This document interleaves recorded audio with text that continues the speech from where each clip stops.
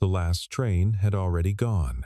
Ethan Cole knew this because he had watched the red taillights disappear into the tunnel 20 minutes ago, and the platform had been emptying ever since, a slow bleed of coats and scarves and people with somewhere to be. Now, the concourse was nearly quiet, the kind of quiet that makes your own breathing feel loud. He had parked the truck on Harrison and walked down to meet Lily from her after-school program, the way he did every Thursday.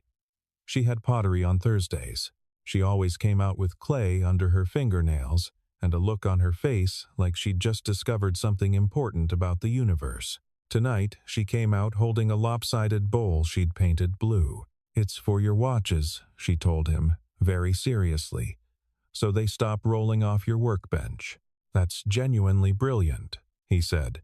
"I know," she said. They were walking back toward Harrison when Lily stopped.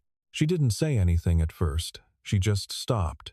And Ethan, who had learned over 8 years to pay attention to the particular weight of his daughter's silences, stopped too. He followed her gaze down the concrete steps to the lower level of the subway entrance, the part that was still open, still lit, but no longer running anything. A small, covered alcove where the wind didn't quite reach.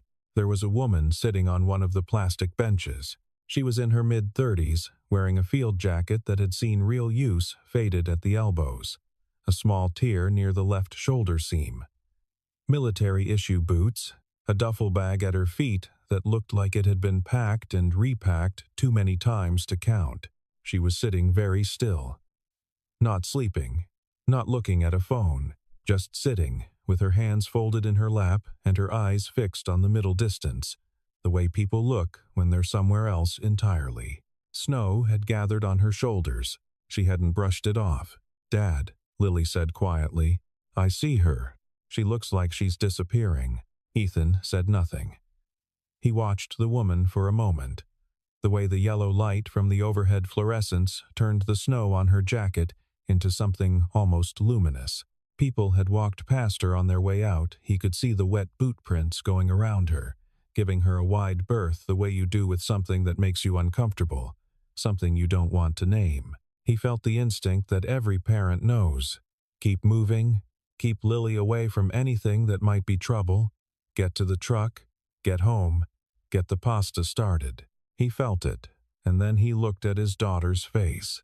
Lily was 8 years old, and she had her mother's eyes, that particular shade of gray-green that looked different depending on the light. Right now, those eyes were very steady, very quiet, pointed at the woman on the bench with an expression that Ethan recognized. He'd seen it before, in himself, in the days after Emma died, when you look at someone hurting and you know, with complete certainty, that you cannot walk away. Ethan took a breath. "Stay right here," he said. "I'm coming with you. Lily, I'm coming." She said it simply, without argument. Just a fact. He went down the steps. Lily came with him, ceramic bowl tucked under her arm. The woman didn't look up until they were a few feet away. Then she did a quick, trained reflex, the kind that doesn't come from civilian life, and her eyes were dark and exhausted and guarded in the way that takes years to learn and longer to unlearn. Ethan stopped a respectful distance away. He didn't crowd her. "Hey," he said. She looked at him, said nothing. "The last train ran about half an hour ago. The concourse locks at 11. He checked his watch. That's about 40 minutes from now. Still nothing." But she was listening. He had planned to say something practical, something that had a clear exit, something that left her dignity intact and gave him an easy out. He had planned to say there's a shelter on Wabash, or the station agent can call you a cab. He'd had it ready. What came out instead was, "I've got a truck on Harrison. My daughter's with me." He paused. It wasn't a question, but it wasn't quite a command either. It sat somewhere in between, an offer made in the language of certainty, because he had learned that certain people, in certain moments, cannot accept a question.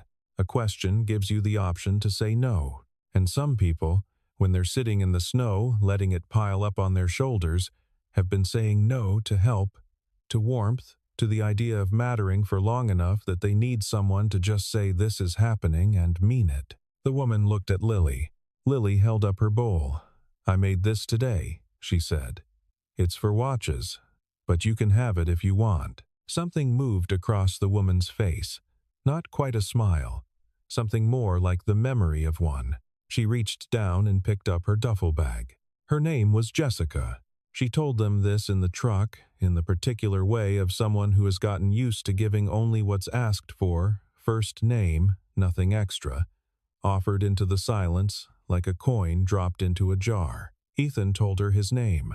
Lily told her hers, and also the name of her teacher, and the name of her best friend, and the plot of the book she was currently reading, and the fact that their cat was named Copernicus. "We call him Copy," Lily clarified.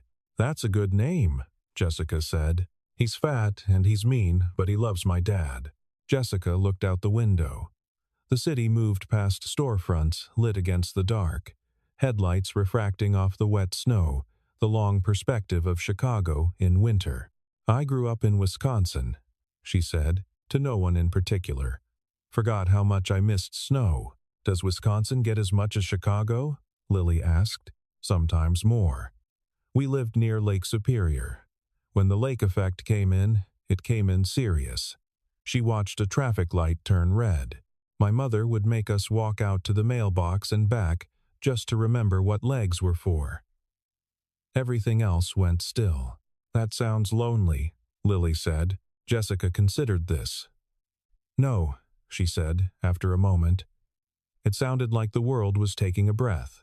Lily thought about this very seriously for the rest of the drive. Ethan didn't ask where she'd been. Not yet. The house on Grove Street was small and old and belonged to the category of houses that have personality instead of grandeur. A narrow Victorian with a porch that listed slightly to the left, bookshelves visible through the front window, a wreath on the door that Lily had made from pine cones and copper wire back in November. The paint was white, going slightly gray. The walkway needed resetting. Ethan had meant to get to the walkway in October. He unlocked the front door, and Copernicus was immediately present, enormous and orange, regarding the new arrival with the specific hostility of a cat who considers the entire house his personal territory. "Don't worry about him," Lily said. "He's worse than he looks, but not dangerous." Jessica looked down at the cat. The cat looked up at Jessica. After a moment of negotiation conducted entirely in silence, Copernicus walked away. "Progress," Ethan said. He showed her the guest room. It was at the end of the hallway, small, with a window that looked over the back garden. It had been his wife's studio once. The drafting table was still in the corner, though Ethan had cleared Emma's drawing supplies off it 2 years ago, mostly because he kept looking at them. The room still had something of Emma's quality, a certain stillness, a sense of held attention. He'd painted it cream and put a good lamp in it and tried not to think about it too much.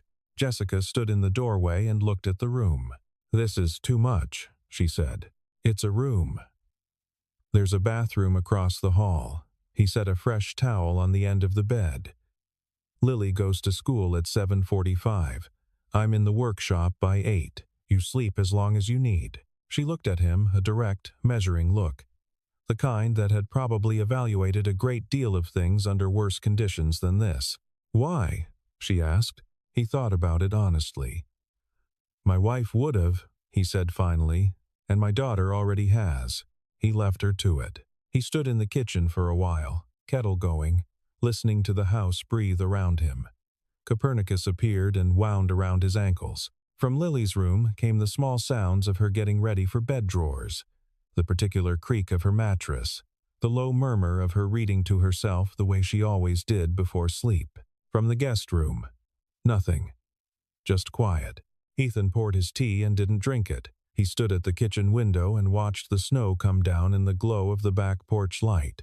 And he thought about Emma, and about the 3 winters since, and about how the house had sounded ever since she left it. Like something waiting, he thought. Like a held breath. He finally drank his tea, cold, and went to bed. He heard her before he saw her. It was 5:58 in the morning, he knew, because he checked the clock the way he always did, a habit built from years of it, Muscle memory from the first year after Emma, when the nights were long and broken, and from downstairs came the soft sounds of someone moving carefully through a kitchen that isn't theirs. The particular care of a guest, the quiet clink of a pan, the low rush of the tap, the pause before opening a cabinet because you're not yet sure which one holds what. He lay still for a moment. 3 years of waking alone in this house had given the mornings a particular texture, the specific quality of a space that waits for you. He had gotten used to that waiting. He had told himself it was fine. He got up. Jessica was at the stove in her field jacket over a clean thermal shirt, hair pulled back, a bowl of batter on the counter. She heard him come down and didn't startle, which told him something. A person who startles easily at sounds behind them has learned to expect danger from what they cannot see. She had known he was there before the floorboard on the third step gave him away. "I hope this is okay," she said. Not an apology exactly. "You found everything?" "Took a minute. Your baking powder is behind the oatmeal." He moved to the coffee maker. "It's always been behind the oatmeal. That's a strange place for it. My wife put it there." I stopped questioning it. She looked at him briefly, then back to the pan. He noticed that she moved around the kitchen with a precise efficiency, no wasted motion, no hesitation once she'd decided on something. She flipped a pancake with the same economy a person uses when they've spent a long time in places where efficiency is not optional. But there was something else in it, too. Something beneath the precision. Care. The way she tilted the pan slightly to distribute the heat. The way she checked the color of the underside before committing to the flip. These were not the actions of someone going through motions. These were the actions of someone who cooked because it meant something to them. He thought about that while his coffee brewed. Lily appeared at 7:10, still in her socks, hair half brushed, and stopped in the kitchen doorway. "You made breakfast?" she said.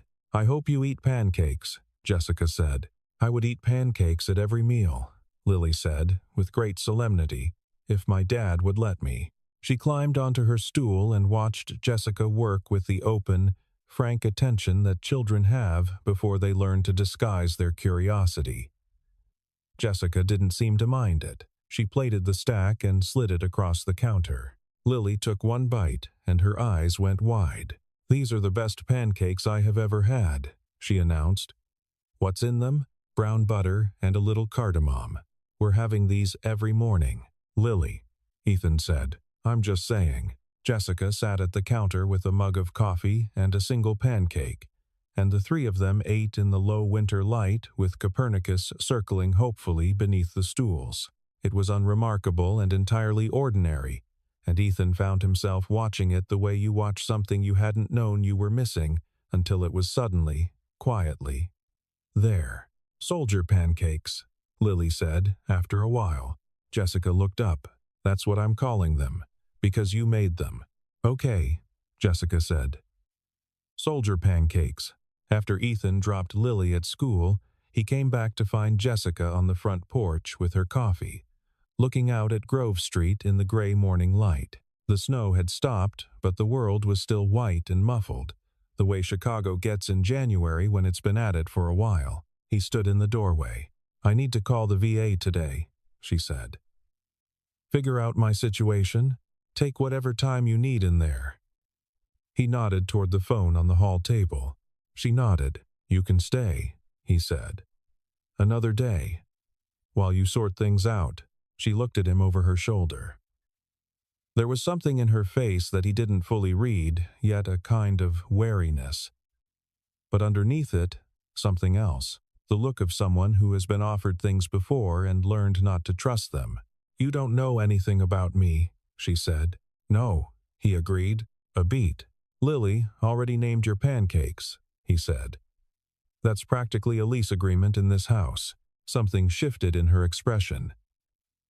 Not quite a smile, but close. She turned back to the street. "One more day," she said. By the fourth evening, she was still there. This had happened without discussion, which Ethan thought was probably the only way it could have happened. A formal arrangement would have required Jessica to say, "Yes, I'd like to stay, and she was not yet the kind of person who could do that. Instead, it had accumulated another morning, another school run. A broken gutter she'd fixed before he'd even noticed it, an afternoon she'd spent in the workshop watching him work on a 1930s pocket watch without saying much at all, just handing him tools when he reached for them, which was the kind of assistance that doesn't call attention to itself. He hadn't pushed. Thursday evening was cold and still, and after Lily was asleep, they sat on the back porch with their coats on and the porch light casting a yellow circle on the snow. Ethan had a blanket over his lap.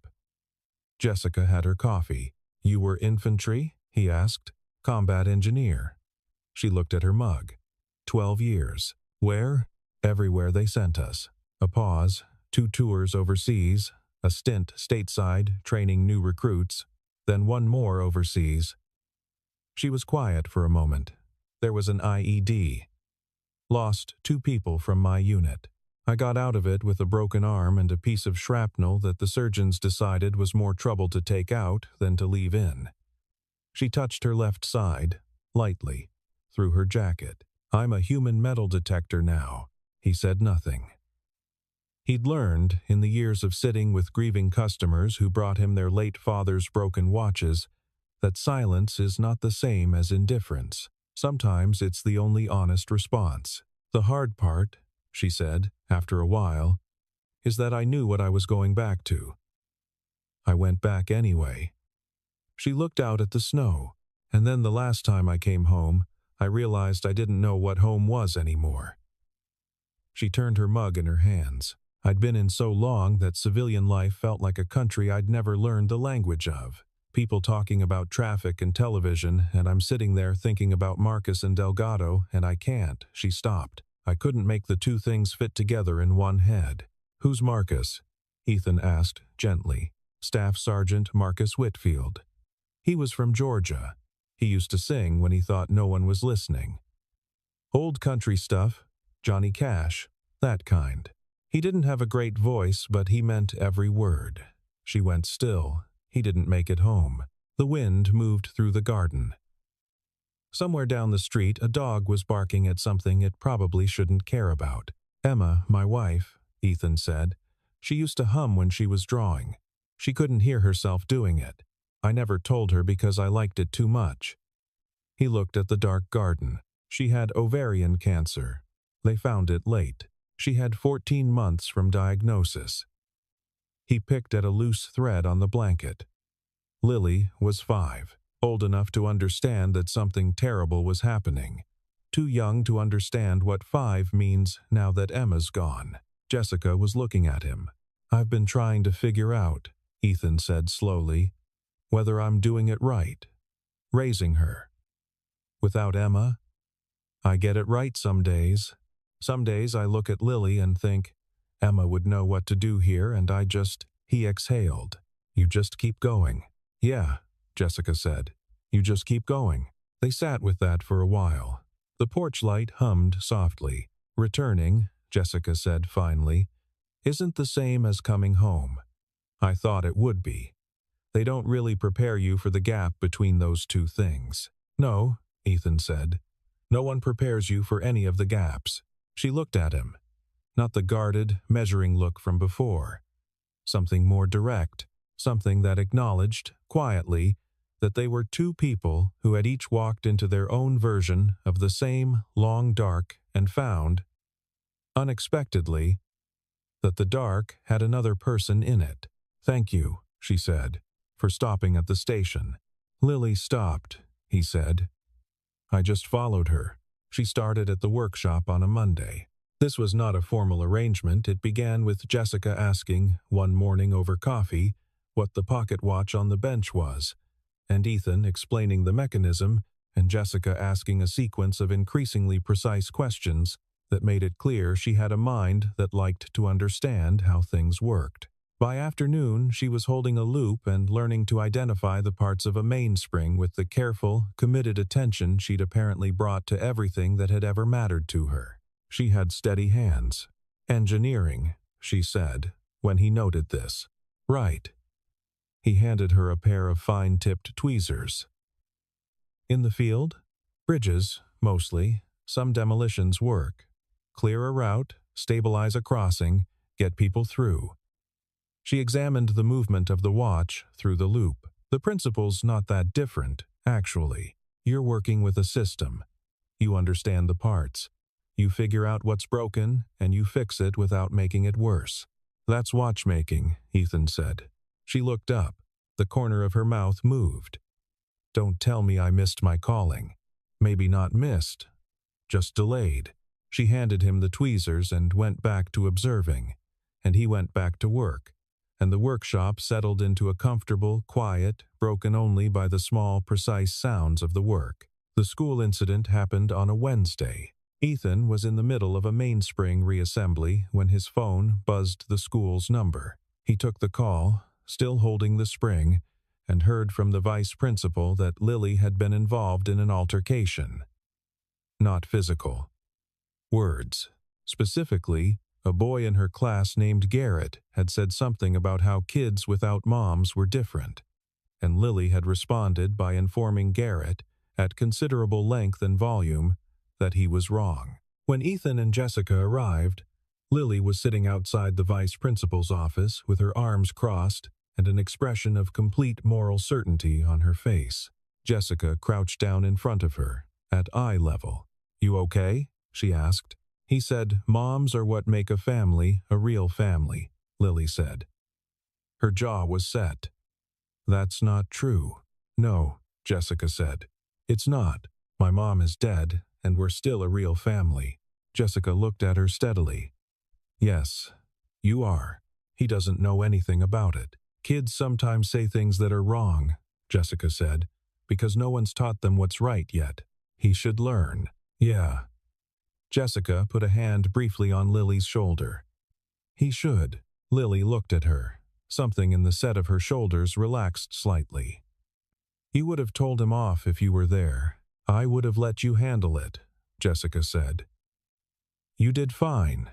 In the truck on the way home, Lily reached over from the back seat and put her hand on Jessica's arm. "You're kind of like family," she said, with the absolute matter-of-fact certainty of 8 years old.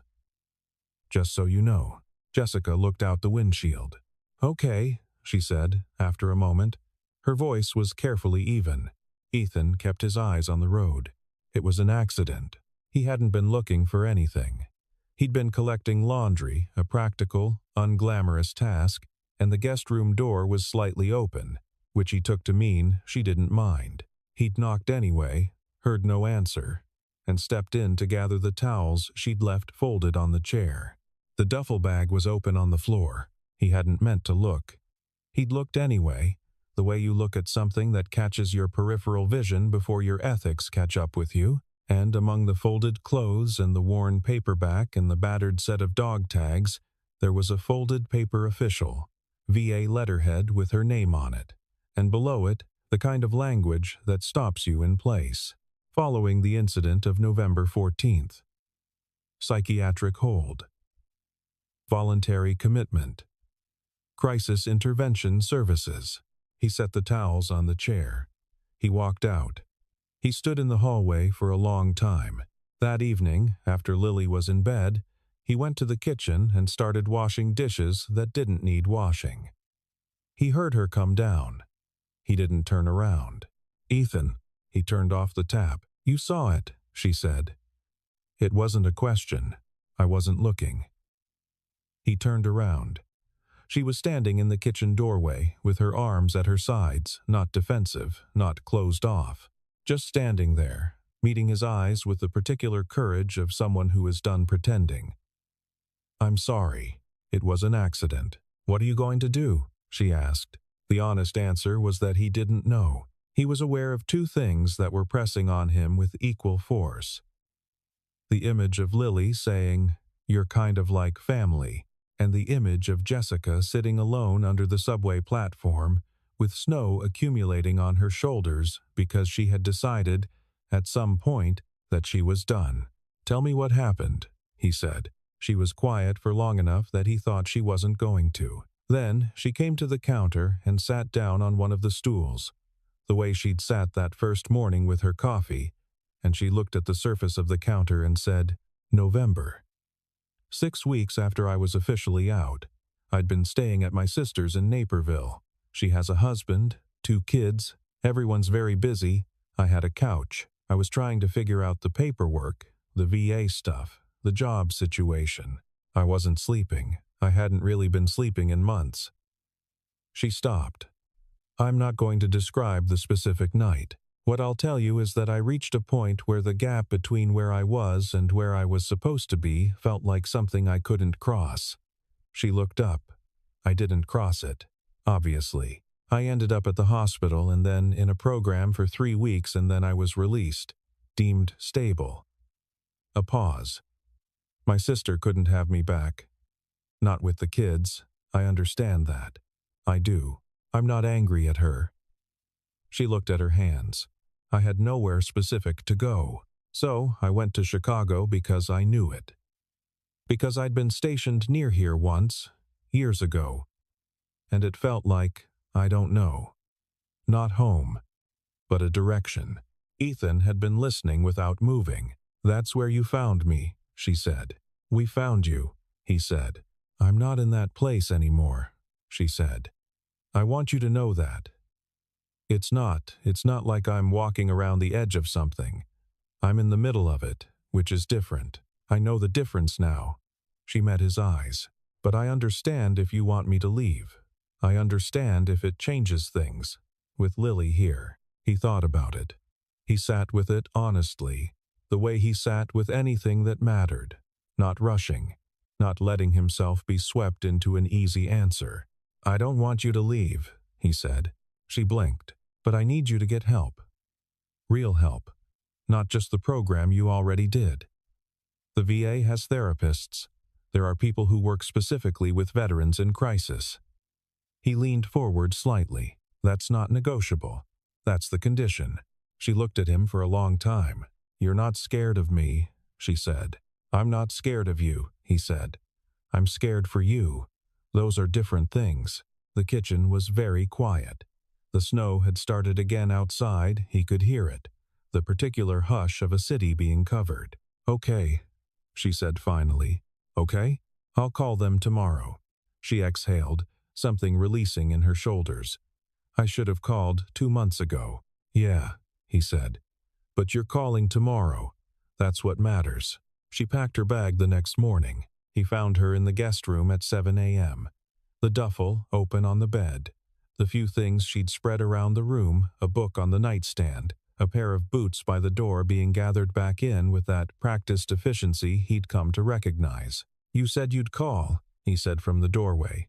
I'm calling from wherever I end up, she said, without looking up. I don't need to do it from here. I told you I didn't want you to leave. What you want doesn't obligate me. She said it without heat, just clearly. He stood in the doorway. Lily appeared behind him, still in her pajamas, bowl of cereal in hand. She looked at the duffel bag. She looked at Jessica. Are you leaving? She asked. Jessica stopped. Lily, Ethan said. You don't have to leave, Lily said. Not an argument, not a plea. The same matter-of-fact certainty she'd brought to everything. You can stay. We have room. We have. She gestured around vaguely with her cereal spoon. Dad fixed the furnace and everything. It's really warm. Jessica stood very still. You're supposed to be one of those people who doesn't run from things, Lily said. Isn't that what soldiers do? Ethan closed his eyes briefly. Jessica put down the shirt she was folding. She sat on the edge of the bed. She looked at Lily, this small, serious, gray, green-eyed person who had stopped at the top of some subway stairs on a cold night and refused to pretend she didn't see what she saw. I'm not running, Jessica said. I'm just not sure I should be here. Because... She paused. Because I have things I need to work through. And sometimes when people have things to work through, they're not easy to be around. My dad's not easy to be around either, Lily said. When he's sad, he doesn't talk for like a whole day. He just fixes things really loudly. She ate a bite of cereal. That's still okay. Jessica looked at Ethan. He spread his hands slightly. I have no notes on that. She looked back at her bag. She looked at the room, the cream walls, the lamp, the drafting table in the corner. She looked at the window with its view of the snow-covered garden. The VA appointment is next week, Ethan said. I'll drive you. A beat. You don't have to do that, she said. I know, he said. I'm going to anyway. The silence stretched. Okay, she said. The same word she'd said the night before. Quiet and real and not easy. She unpacked the shirt. February came in gray and stayed that way. Jessica went to the VA on a Tuesday. She came back quieter than she'd left, but not in a bad way, the quiet of someone who has been given something difficult to hold and is working out the grip. She had an appointment every other week. She didn't talk about what happened in the sessions, which Ethan respected completely, but sometimes in the evenings she'd say something that suggested a shift, a question she hadn't let herself ask before. An old story approached from a new angle. She was sleeping better. He could tell because she stopped looking like a person who had been running on fumes and started looking like a person who was learning what rest was. She worked in the workshop most days. Ethan had not expected how natural it would feel to have someone else in that space. He'd been alone in it for 3 years. The workbench, scarred from Emma's potted herbs in the summers before she got sick, the shelves lined with movements and cases, and the small, quiet patience of things waiting to be made whole. Jessica fit into it with the ease of someone who understood, without being told, that certain kinds of work require a certain kind of silence. She had a gift for it. He was surprised. And then he wasn't. She was precise. She was patient. She was not afraid of the kind of attention that complex mechanisms require. He started letting her handle the simpler restorations on her own. She made one mistake, a misaligned jewel on a 1950s dress watch, acknowledged it immediately, fixed it, and was more careful afterward. He respected that more than if she'd gotten it right the first time. Some evenings, after Lily was in bed, they'd stay in the workshop a while longer than necessary.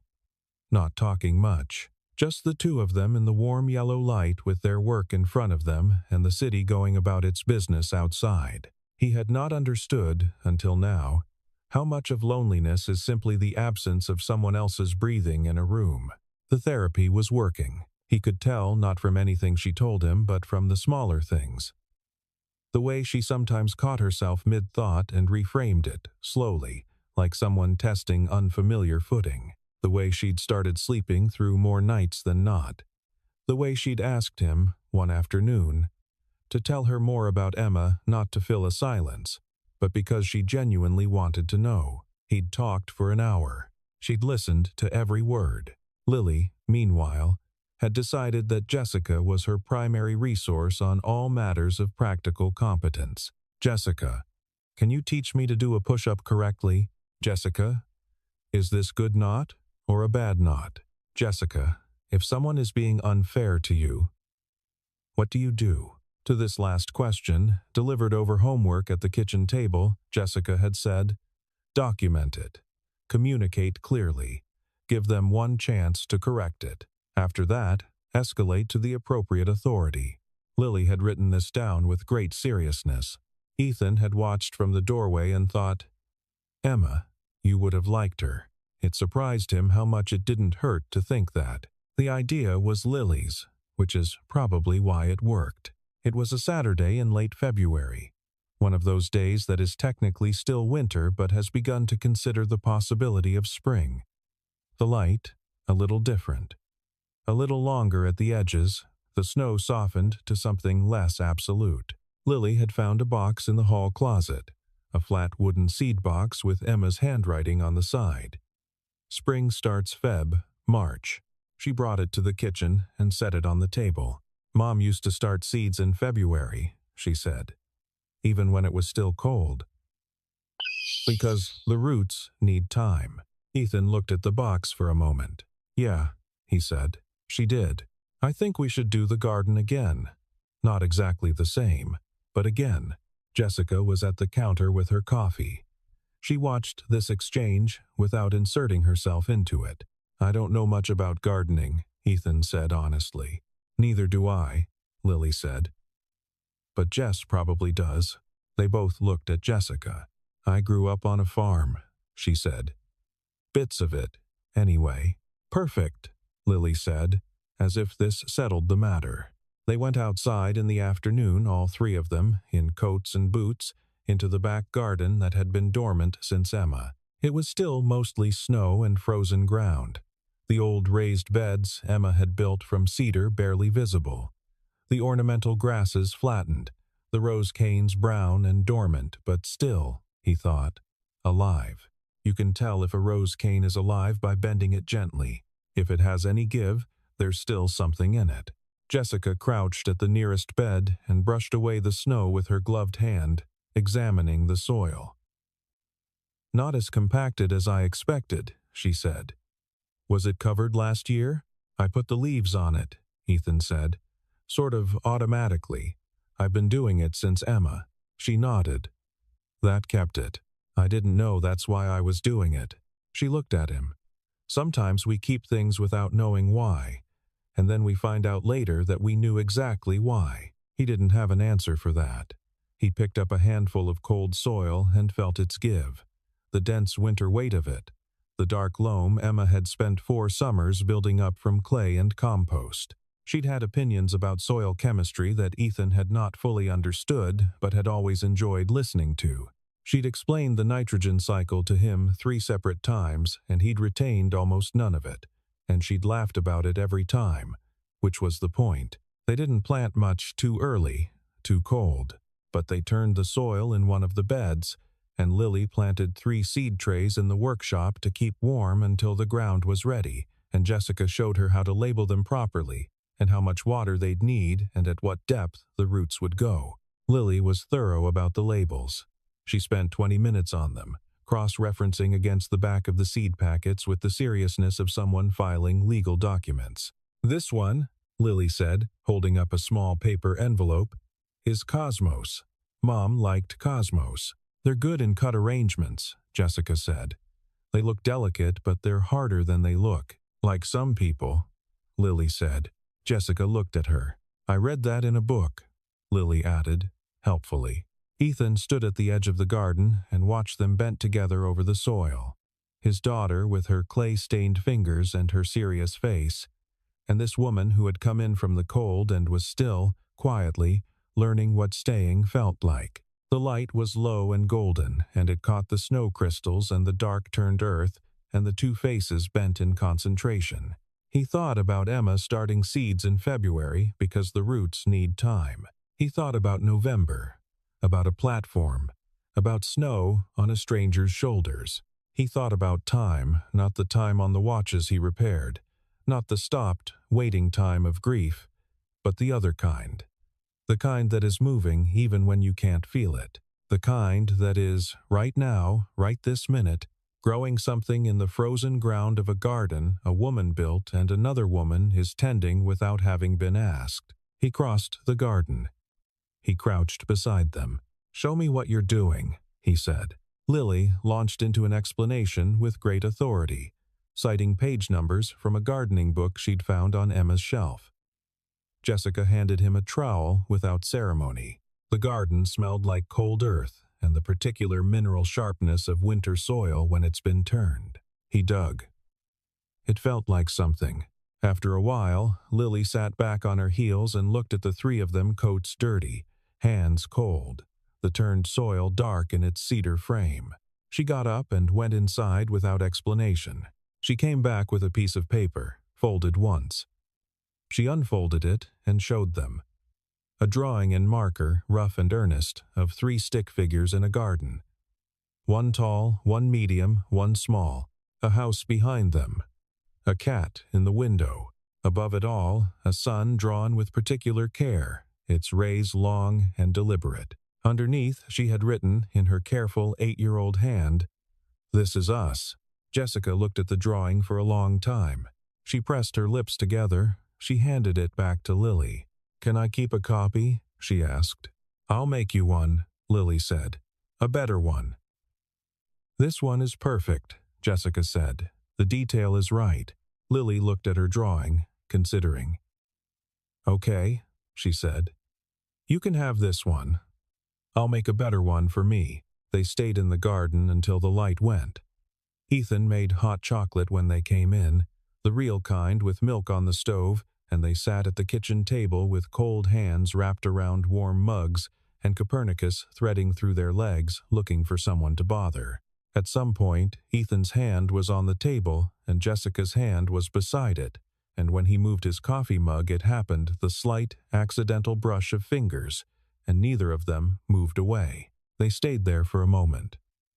Just that. Just the warmth of two hands in proximity in a warm kitchen in February, the sound of Lily explaining something complicated to the cat with the patience of a person who genuinely believes the cat is following along, the smell of hot chocolate going slightly cool. "Thank you," Ethan said.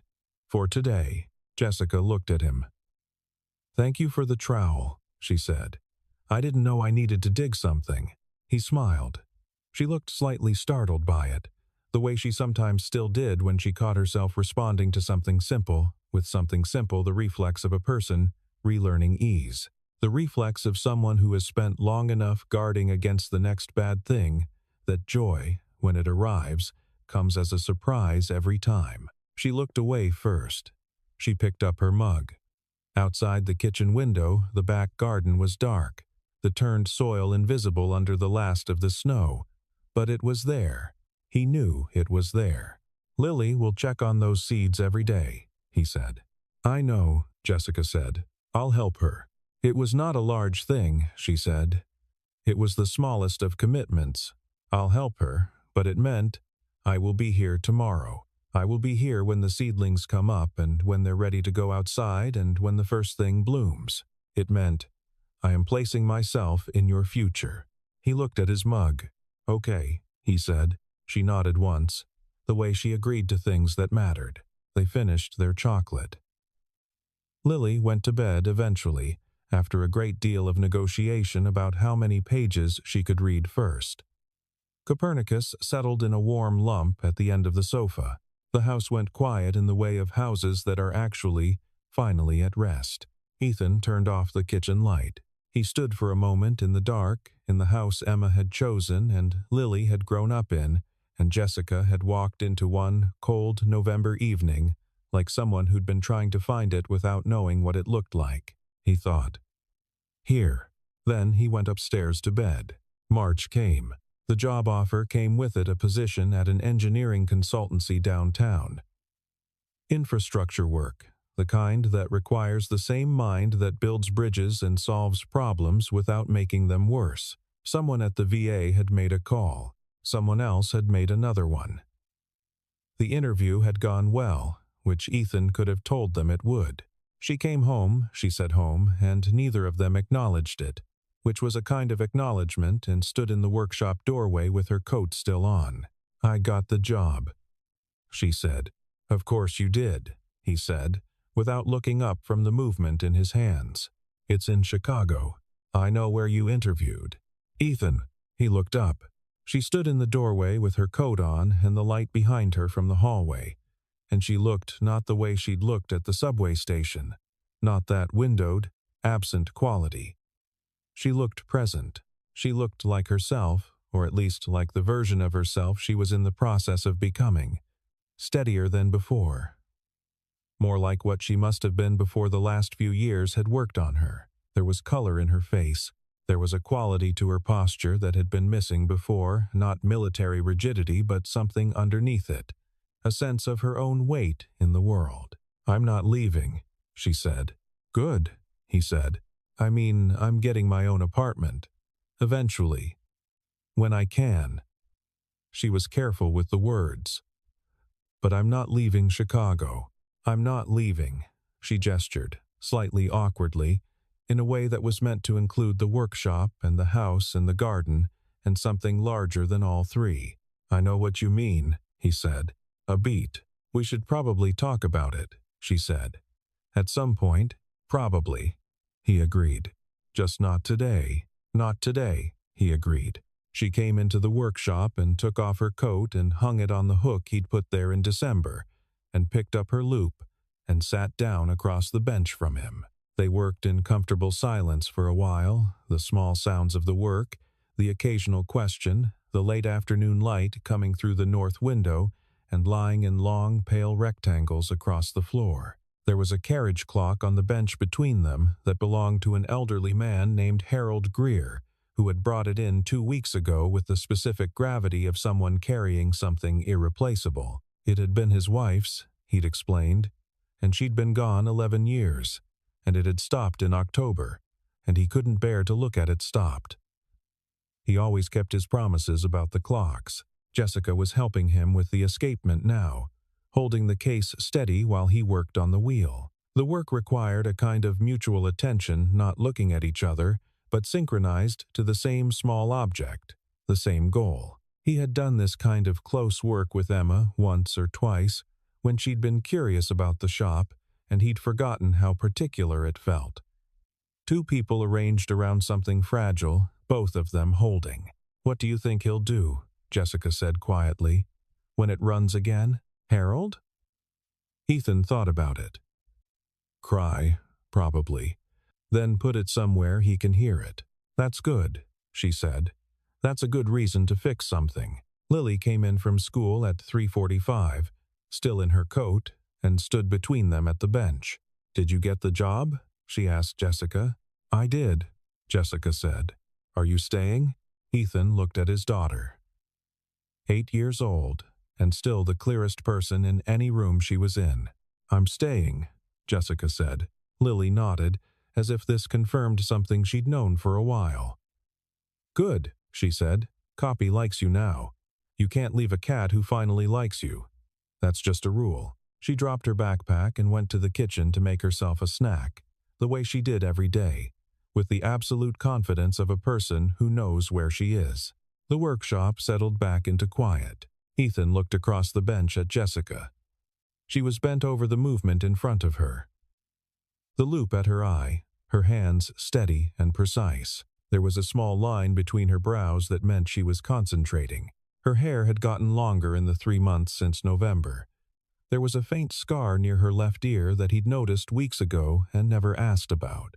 He thought, "There is a whole person here that I do not yet know." He thought, "I have time." He went back to work. The escapement clicked once, settled, and the clock began to move. Outside, on Grove Street, the snow was melting in the gutters. You could see the edges of things, the sidewalk, the front steps, the dark soil in the beds along the porch where, in a few more weeks, the first crocus would push up through the cold in the particular, implacable way that growing things have.